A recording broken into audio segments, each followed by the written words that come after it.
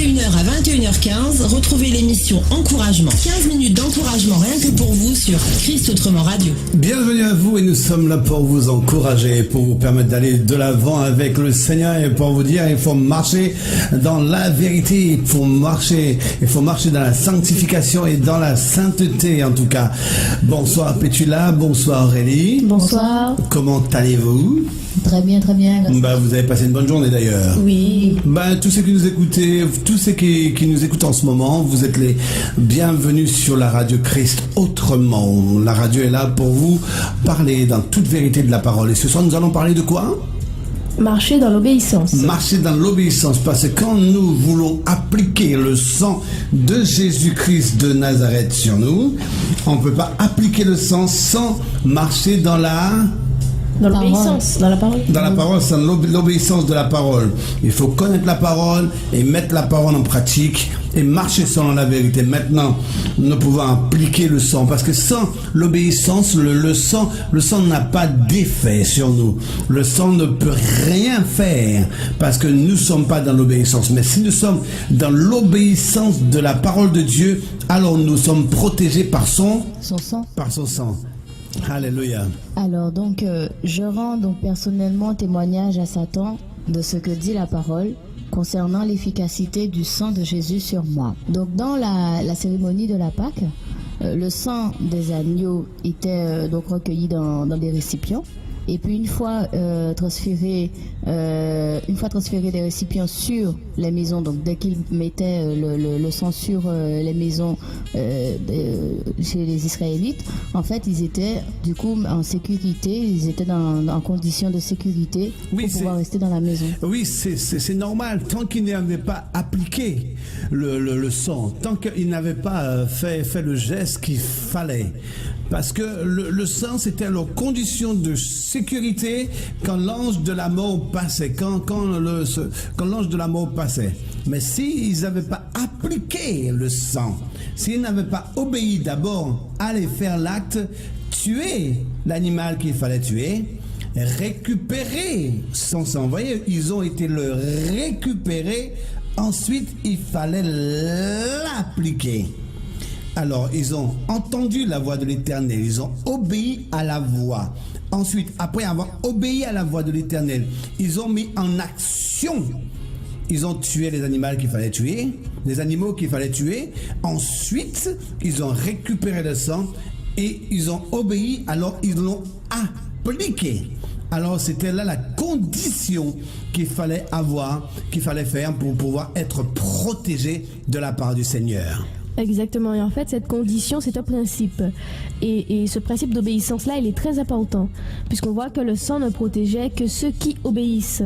Oui, parce que si tu marches pas dans la vérité et si tu marches pas dans les conditions requises que Dieu te demande de marcher, si tu ne marches pas selon Christ, comment le sang de Christ fait pour te protéger? Le sang de Christ ne peut pas te protéger. Le sang de Christ ne peut pas avoir l'effet escompté normalement qu'il doit avoir dans ta vie. C'est pourquoi il faut marcher selon la parole, selon les préceptes de Dieu, selon ses commandements, selon ce qu'il a laissé pour nous, afin que nous puissions être protégés par sa grâce, par sa puissance et par sa fidélité.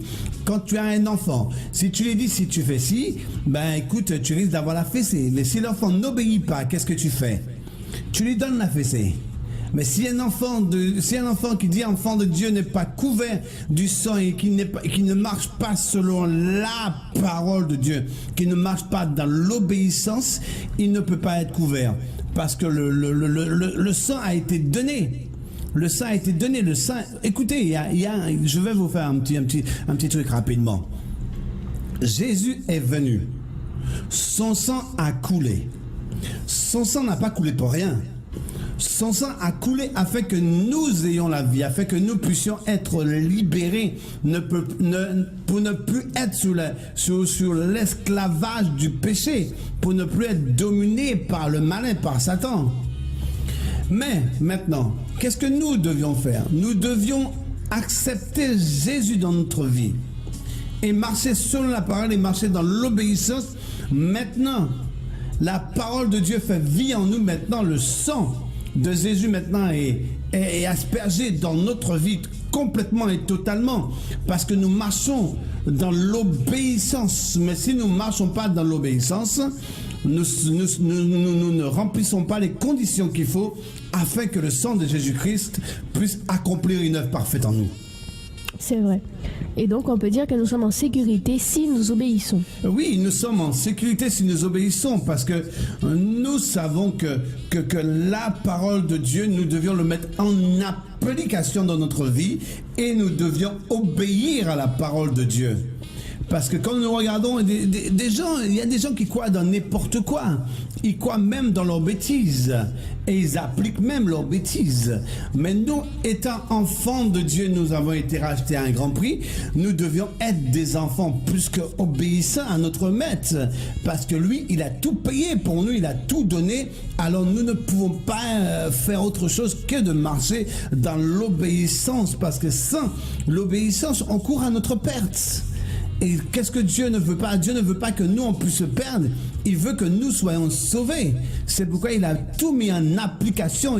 Je dirais même, il a facilité le chemin pour nous.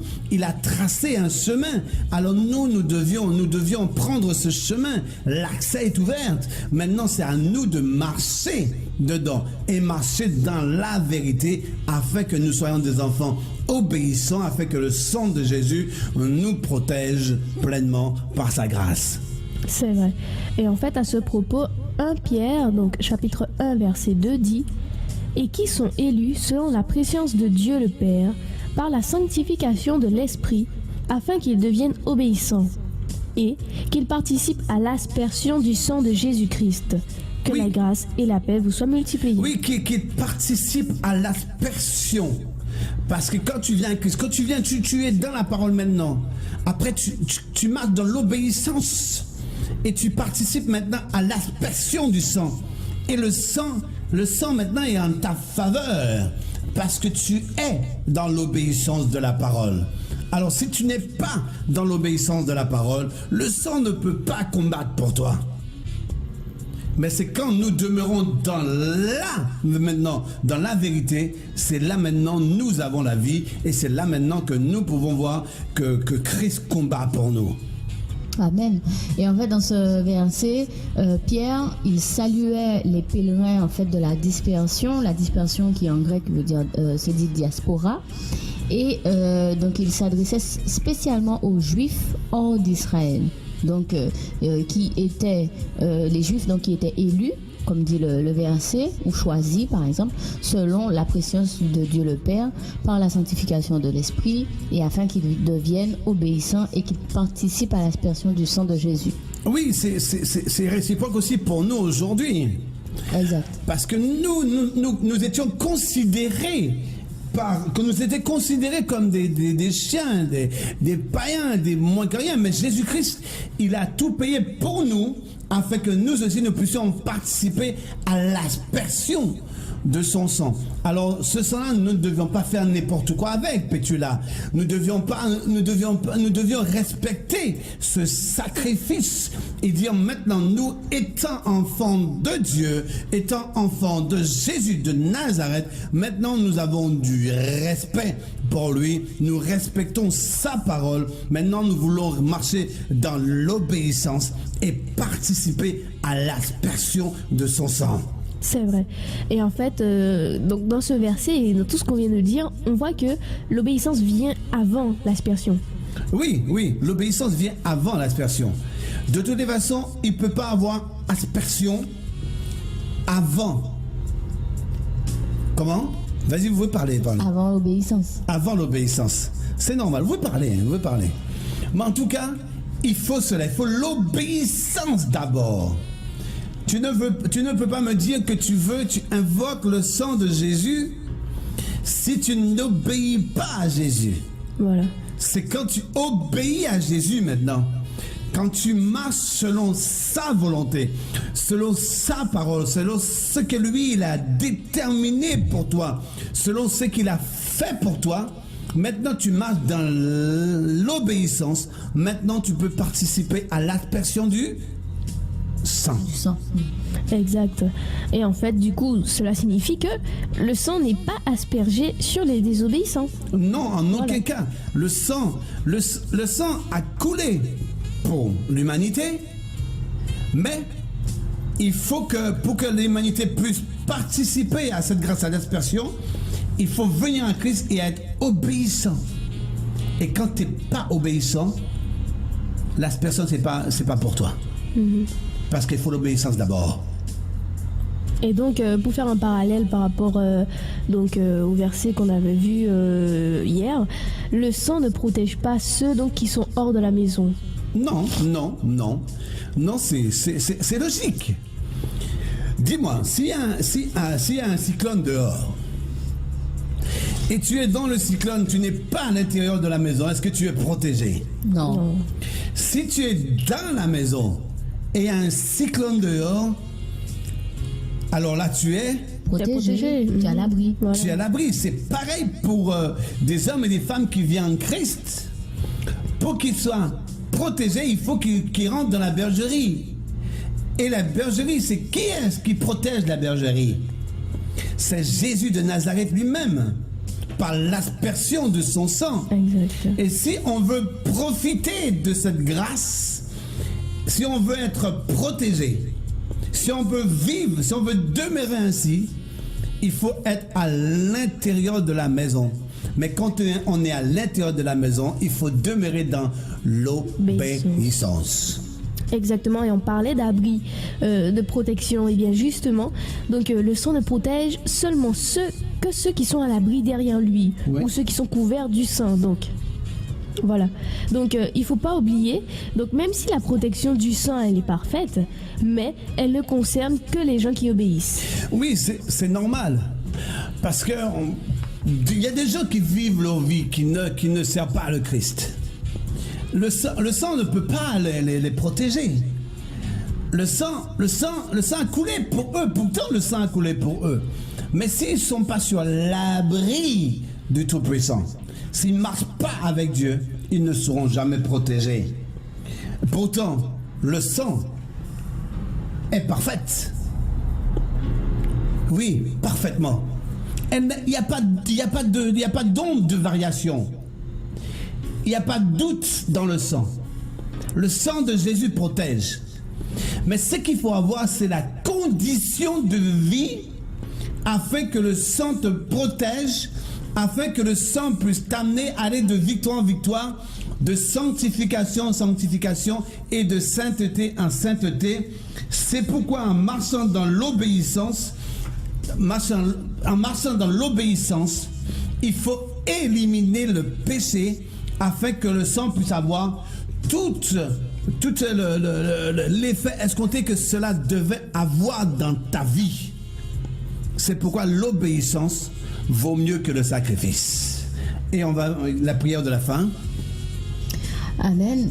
Merci Seigneur pour le sang de Jésus. Je proclame aujourd'hui que je marche dans l'obéissance à toi. Je rends personnellement témoignage à Satan de ce que dit la parole concernant l'efficacité du sang de Jésus sur moi. Amen. Amen. En tout cas, soyez bénis. Et si on vous dit autre chose, dis-leur que vous avez entendu des choses selon la parole de Dieu, qu'il faut marcher dans l'obéissance de la parole afin que le sang de Christ te protège, afin que tu sois marqué par son sang. En tout cas, soyez bénis, que Dieu vous fortifie, que Dieu vous dirige chaque jour, chaque instant de votre vie. Soyez couverts par le sang de Jésus, dans l'aspersion de son sang. Et pour cela, il faut marcher d'abord dans l'obéissance. Merci à vous, que Dieu vous bénisse. C'était l'émission Encouragement sur Christ Autrement Radio.